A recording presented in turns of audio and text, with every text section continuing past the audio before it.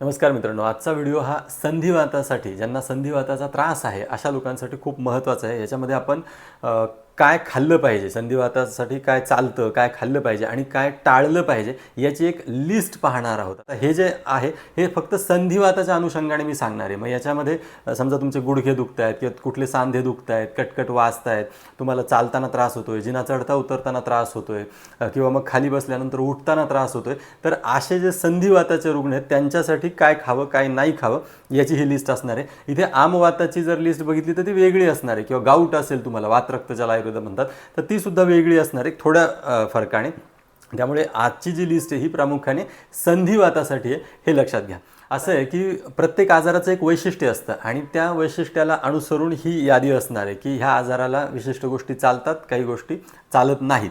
आता प्रत्येकाची प्रकृतीसुद्धा वेगळी असते, त्यामुळे इथे असंही होण्याची शक्यता असते की अमुक आजारात ही गोष्ट चालते, परंतु त्या व्यक्तीला, तोच आजार असणार त्या व्यक्तीला मात्र ते चालणार नाही, असं असू शकतं। परंतु एक ढोबळ मानाने आपल्याला आयडिया यावी की संधिवातामध्ये काय गोष्टी चालतात आणि काय नाही चालणार, तर त्याच्यासाठी हा आजचा व्हिडिओ असणार आहे। आता सगळ्यात आधी संधिवातासाठी काय पथ्यकर आहे, पथ्यकर म्हणजे काय चालतं, काय खाल्लेलं चालू शकतं किंवा काय खाल्ल्याने संधिवाताच्या आजाराला किंवा त्या रुग्णाला बरं वाटू शकतं, त्याची एक लिस्ट बघूयात आपण। सगळ्यात पहिल्यांदा मी नाव सांगेल ते म्हणजे कुळीथ, किंवा ज्याला हुलगे असं म्हटलं जातं। मग हे तुम्ही कढण या फॉर्ममध्ये घेऊ शकता किंवा त्याची शेंगुळी वगैरे पारंपरिक पद्धतीने बनवली जाते, तर तशा फॉर्ममध्ये सुद्धा घेऊ शकता। दुसरा पदार्थ लिस्टमध्ये सांगता येईल तो म्हणजे उडीद। आता अनेक लोक मला प्रश्न विचारतात, कमेंट बॉक्समध्ये आहेत की डॉक्टर, आमचे डॉक्टर तर सांगतात वाताला उडीद चालत नाहीत, तर ते वाताला चालत नाहीत म्हणून तुम्हाला सांगितलेले आहेत असं नाही आहे, तर ते कदाचित तुमची पचनशक्ती कमी झालेली आहे, तुम्हाला जड आहार टाळायचा या दृष्टीने उडीद खायला नाही सांगितलेले आहेत। बाकी वाताचा आणि उडदाचा जर संबंध बघितला तर उडीद हे स्निग्ध आहेत, बल्ले आहेत आणि विशेष म्हणजे वातशामक आहेत, त्यामुळे संधिवातामध्ये उडीद निश्चितपणे चालतात, यात काही शंका नाही। तिसरा जो पदार्थ आहे तो म्हणजे वांगी। इथे सुद्धा अनेक लोकांना आश्चर्य वाटतं की वांगी कशी काय चालतात, तर वांगी सुद्धा स्निग्ध आहेत, त्यामुळे वांगी सुद्धा वाताच्या आजाराला, विशेषतः संधिवाताला चालतात। गहू सुद्धा चालतात। लाल साळीचे जे तांदूळ आहेत त्याचा भात जर केला आणि तो खाल्ला तर तो सुद्धा चालतो। लिस्टमध्ये पुढचा पदार्थ सांगता येईल तो म्हणजे शेवगा।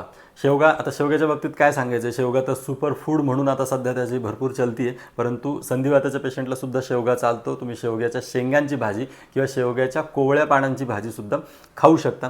त्याच्यानंतर कांदा चालतो का, अनेक लोक विचारतात, तर कांदा उत्तम वातशामक आहे, तो सुद्धा चालतो। लसणाच्या बाबतीत तर काय सांगायचं आहे, लसूण तर उत्तम प्रकारचा वातशामक आहेच आहे, परंतु आयुर्वेद तर असं सांगतोय की वातासाठी लसणासारखं दुसरं औषधच नाही आहे, त्यामुळे लसूण सुद्धा चालतो। लसूण तुम्ही फोडणीला वापरू शकता किंवा लसणाची चटणी वगैरे जे पारंपरिक पद्धतीने आपल्याकडे बनवलं जातं तशा पद्धतीने सुद्धा तुम्ही लसूण घेऊ शकता। अगदी तुपात तळून लसणाच्या पाकळ्या वगैरे काही लोक खातात, तर तशाही पद्धतीने संधिवात जर असेल आणि रक्तदृष्टी नसेल तर निश्चितपणे चालतं।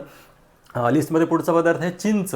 चिंच याच्यासाठी चालते की चिंच ही आम्लरसात्मक आहे, ती वातानुलोमन खूप चांगलं करते, त्यामुळे वेगवेगळ्या आहारीय पदार्थांमध्ये जिथे वात वाढण्याची शक्यता आहे तिथं चिंच किंवा कोकम म्हणजे आमसूल टाकलं जातं, तर चिंचसुद्धा चालते, उत्तम वातशामक आहे। याच्यानंतर अनेक लोक प्रश्न विचारते की फळांमध्ये काय चालतं, जर संधिवात असेल तर कोणती फळं खाल्ली पाहिजेत जेणेकरून संधिवाताला थोडंसं आटोक्यात ठेवता येईल, तिथलं वात कमी करता येईल, सांध्यांनाही बल मिळेल। तर ह्या दृष्टीने आयुर्वेद असं सांगतं की तुम्हाला डाळिंब चालतं, मनुकेसुद्धा चालतात, आंबा हे फळ सुद्धा चालतं आणि बोर हे फळ सुद्धा चालतं। लिस्टमध्ये पुढे दुधाचा नंबर आहे। आता इथे दूध चालतं का, तर निश्चितपणे चालतं। दूध हे स्निग्ध आहे, बल्ले आहे, त्यामुळे वातासाठी चालतंच, हाडांना मजबूती देणारं आहे, त्याच्यामध्ये कॅल्शियम वगैरे आहे, सगळ्यांना माहिती आहे ते, त्यामुळे संधिवाताचा त्रास असेल तर दूध पिऊ का, याचं उत्तर हो, दूध पिऊ शकता असंच आहे। तुपाच्या बाबतीत काय, तर निश्चितपणे चालतं नाही पळतं। तुम्ही रोज जर सकाळी रिकाम्या पोटी 1 कप दूध आणि 2 चमचे तूप असं घ्यायला सुरुवात केली, उत्तम प्रकारचं टॉनिक आहे, उत्तम प्रकारचं रसायन आहे, अनेक आजारांवर चालतं, संधिवातावर सुद्धा निश्चितपणे ते चालतं। बाकी अजून एक पदार्थ आलेला आहे ग्रंथामध्ये, तो म्हणजे खवा। खवा सुद्धा संधिवातामध्ये चालतो, फक्त खवा जरा पचायला जड असतो, त्यामुळे त्याचे पदार्थ खाताना आपल्या अग्नीचा, आपल्या भुकेच्या, आपल्या पचनशक्तीचा विचार करून जर खाल्ला तर निश्चितपणे चालतं। यानंतर अनेक रुग्ण असं विचारतात की मिठाच्या बाबतीत काय, तर मी असं सांगेल की संधिवाताच्या रुग्णांनी शक्यतो सैंधव मिठाचा वापर करावा। सैंधव मीठ हे त्यांच्यासाठी पथ्यकर सांगितलेले।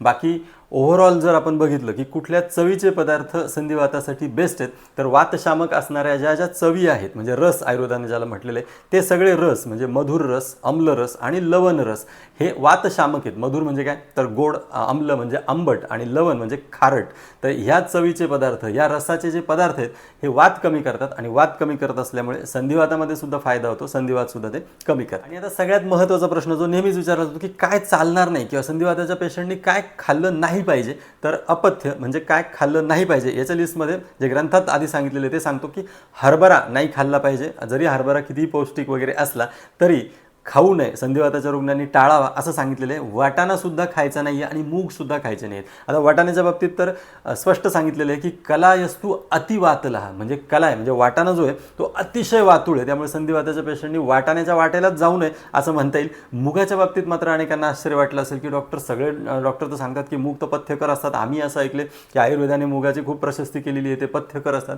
अगदी खरं आहे, ते पथ्यकरच आहेत, परंतु मुगाचा एक गुण जो तुमच्या कदाचित तुम्ही ऐकलेला नसेल तो असा आहे की हे जे मूग आहेत हे अतिशय कोरडे असतात, ते वृक्ष असतात आणि शरीरात गेल्यानंतर शरीरातली स्निग्धता शोषण्याचं काम करतात. आणि म्हणूनच मूग जरी पथ्यकर असले, पथ्यकर याच्यासाठी असतात की ते पचायला हलके असतात, परंतु हे जरी पथ्यकर असले तरी अतिप्रमाणात खाल्ल्यानंतर ते वात वाढवू शकतात. आणि म्हणूनच की काय आयुर्वेदाने संधिवाताच्या रुग्णांनी मूग खाऊ नये किंवा कमी प्रमाणात खावे असं सांगितले. आणि समजा कधी हरभरा खाण्याची किंवा मूग खाण्याची वेळ आलीच तर त्याच्यामध्ये एक गोष्ट लक्षात ठेवा की नुसतं हरभरा आणि मुगाच्या बाबतीतच नाही तर कुठलंही जे काही वरण असेल म्हणजे डाळी असतील किंवा कडधान्य असतील असं जेव्हा तुम्ही खात असाल, विशेषतः मूग आणि हरभऱ्याच्या बाबतीत संधिवाताच्या रुग्णांनी, तर ते खात असताना त्याच्यामध्ये भरपूर असं तूप घ्यायला विसरू नका, जे किंवा कच्चं तेल सुद्धा चालेल. याने त्याच्यामुळे जी वृक्षता येणार आहे आणि वात वाढणार आहे तो वाढणार नाही. इथे थोडी आपण त्याला स्निग्धता देऊ शकतो.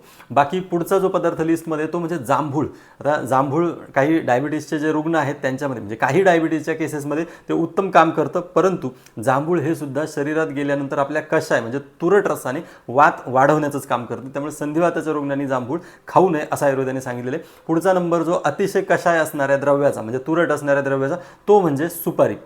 सुपारी ही अतिशय वृक्ष असते, शरीरात गेल्यानंतर ती स्निग्धता शोषण करते आणि म्हणूनच जर तुमच्या असं सांगितलं असेल तुमच्या गुडघ्यांचं वंगण कमी झालेलं आहे किंवा तुमच्या सांध्यांचं वंगण कमी झालेलं आहे, झीज झालेली आहे, तर तुम्ही सुपारी बिलकुल खायची नाही असं म्हटलं तरी चालेल. संधिवाताच्या रुग्णांना जांभूळ आणि सुपारी निषिद्ध आहे असं म्हणायला हरकत नाही. बाकी पुढचा पदार्थ आहे कारलं. आता कारलंसुद्धा चांगलं समजलं जातं, परंतु हे कारलंसुद्धा त्याच्या अतिरिक्तच्या कडूपणामुळे, तिक्त रस हा वातवर्धक असतो, त्याच्यामुळे कारलंसुद्धा ह्या लोकांनी संधिवाताच्या रुग्णांनी खायचं नाही असं आपल्याला म्हणता येईल. लिस्टमध्ये पुढचा जो पदार्थ आहे तो म्हणजे पालेभाज्या. संधिवाताच्या रुग्णांनी पालेभाज्यासुद्धा खायचं नाही. विशिष्ट शब्द वापरलेला आहे की पत्रशाक म्हणजे ज्याचे पानं आपल्या पोटात जातात तर ते खायचं नाही आहे. बाकी सगळ्या फळभाज्या तुम्ही खाऊ शकता आणि म्हणून संधिवाताच्या रुग्णांनी फळभाज्यांना प्रेफरन्स द्यावा, पालेभाज्या थोड्याशा कमी कराव्या. लिस्टमध्ये पुढचा पदार्थ जो संधिवाताच्या रुग्णांना चालणार नाही तो म्हणजे मध. आता मध हा उत्तम प्रकारचा कफशामक आहे, तो कफाचं शोषण करतो, परंतु जेव्हा तो कफाचं शोषण करतो आणि अतिप्रमाणात जर वापरला गेला तर तो शरीरातली स्निग्धतासुद्धा शोषण करू शकतो आणि वात वाढवू शकतो. त्यामुळे एखाद्या औषधाचा अनुपान म्हणून मध वगैरे खायला हरकत नाही, पण अनेक लोकांना सवय असते की सकाळी मग कोमट पाण्यात किंवा पाण्यामध्ये मध वगैरे खायचे, तर अशा सवयी असतील तर संधिवाताच्या रुग्णांनी त्या निश्चितपणे सोडल्या पाहिजेत. दुसरा जो पुढे सांगितलेला आहे ते महत्त्वाचा मुद्दा तो म्हणजे वेगधारण. वेगधारण संधिवाताच्या रुग्णांना अजिबात परवडणार नाही. वेगधारण म्हणजे काय, तर लघवीचा वेग असेल, मलाचा वेग असेल, शिंकेचा वेग असेल, खोकल्याचा वेग असेल, तर याच्यापैकी जनरली लघवीचा वेग आणि मलाचा वेग हे अडवण्याकडे कल असतो अनेक लोकांचा की मी काहीतरी काम करतोय किंवा मी काहीतरी पाहतोय किंवा माझं काहीतरी महत्त्वाचं चाललंय मग मी नंतर जाईल, तर असं करायचं नसतं. इथे जर अशा प्रकारे वेग धारण केला तर त्याचा एक जो ताण असतो, अतिरिक्त ताण तुमच्या स्नायूंवरती येतो, तुमच्या प्रत्येक सेल्सवरती येतो आणि मग होतं काय, तर शरीरामध्ये वात वाढायला सुरुवात होते. तर असं करायचं नाही आहे, वेग धारण बिलकुल करायचं नाही आहे. पुढे असं सांगितलं की जागरणसुद्धा करायचं नाही. आयुर्वेदाचं सूत्र आहे की रात्रो जागरणम वृक्षम, म्हणजे काय, तर रात्री जर तुम्ही जागत बसलात तर तुमच्या शरीरामध्ये वृक्षता वाढते. अशीच वृक्षता चिंता म्हणजे खूप जास्त एखाद्या गोष्टीचा विचार किंवा चिंतन करत बसलात किंवा चिंता ज्याला म्हणतो, स्ट्रेस ज्याला म्हणतो, त्यानेसुद्धा होणार आहे. खूप जास्त तुम्ही श्रम केले तर त्यानेसुद्धा, आणि उपवाससुद्धा संधिवाताच्या रुग्णांनी करू नयेत किंवा बेतानेच करावेत असं सांगितलेलं आहे. हे सगळे जे काही सवयी आहेत यांनी काय होतं, तर याने शरीरातला वृक्षता म्हणजे कोरडेपणा वाढत असतो. जिथे जिथे कोरडेपणा आला तिथे तिथे वात 100% आला आणि जिथे जिथे स्निग्धता असेल तिथे तिथे वात उभा राहू शकत नाही. तर हे सगळं आता तुमच्या लक्षात आलं असेल की जिथे जिथे ज्या ज्या पदार्थांनी किंवा ज्या ज्या सवयींनी शरीरामध्ये कोरडेपणा येणार आहे त्या सगळ्या ते सगळे पदार्थ किंवा त्या सगळ्या सवयी तुमच्या शरीरातला वात वाढवणार आहेत आणि वात वाढला की संधिवाताच्या रुग्णाला ते काही चांगलं नाही आहे, संधिवाताचा आजार त्याने वाढणार आहे. त्यामुळे ह्या गोष्टी टाळायच्यात. ढोबळमानाने रसाच्या बाबतीत म्हणजे चवींच्या बाबतीत जर सांगायचं झालं तर कटू म्हणजे खूप जास्त तिखट खाणं, तिक्त म्हणजे खूप जास्त कडू पदार्थांचा पदार्थांचा समावेश आहारात करणं आणि कषाय म्हणजे खूप जास्त तुरट पदार्थ खाणं हे शरीरामध्ये वात वाढवतं आणि पर्यायाने संधिवाताची सुद्धा वृद्धी करत असतं. त्यामुळे ह्या रसाचे पदार्थ शक्यतो आपल्या आहारात कमी ठेवावे. तर मित्रांनो, वातासाठी काय चालतं, काय चालत नाही, काय खावं, काय खाऊ नये या संदर्भातलं एक लिस्ट वजा हा आत्ताचा व्हिडिओ होता. हा जो व्हिडिओ आहे हा मी मगाशी सांगितलं की संधिवातासाठी ढोबळमानाने काय चालणार आहे, काय नाही चालणार आहे हे आहे प्रकृतीतः, व्यक्तिशः याच्यामध्ये काही फरक पडण्याची शक्यता असते. जेव्हा आपण डिटेल केस हिस्ट्री एखाद्या रुग्णाची घेतो तेव्हा मात्र असंही होऊ शकतं की ह्याच्यातले न चालणारे पदार्थसुद्धा विशिष्ट अनुपानाने वगैरे त्या पेशंटला सांगून आपण ते त्याला देऊ शकतो किंवा याच्यामधले काही चालणारे पदार्थसुद्धा त्याला चालणारे नाहीत असंही होऊ शकतं. तर ते व्यक्तिशः होऊ शकतं. परंतु ढोबळमानाने किंवा संधिवात हा आजार जर आपण पकडला तर इथे कुठल्या गोष्टी चालणार आहेत आणि कुठल्या गोष्टी नाही चालणार याची ही लिस्ट होती. तर असो आज इथेच थांबतोय. तर हा व्हिडिओ बऱ्याच जणांची डिमांड होती की संधिवातासाठी हा व्हिडिओ तुम्ही करा, तर आज तो व्हिडिओ केला आहे. हा व्हिडिओ, ही माहिती, हा आयुर्वेद तुम्हाला कसा वाटला हे मला नक्की कळवा. जर व्हिडिओ आवडला असेल तर लाईक जरूर करा, शेअर जरूर करा. याबद्दल तुमच्या काही शंका असतील, प्रश्न असतील तर कमेंट बॉक्समध्ये ते सुद्धा विचारा. बाकी चॅनल जर तुम्ही अजूनही सबस्क्राईब केलेलं नसेल तर चटकन पटकन करून टाका, कारण आरोग्यविषयक, आयुर्वेदविषयक वेगवेगळी नवनवीन आणि तरीही शास्त्रीय अशी माहिती घेऊन आपण पुन्हा भेटत राहणारच आहोत. खूप खूप धन्यवाद.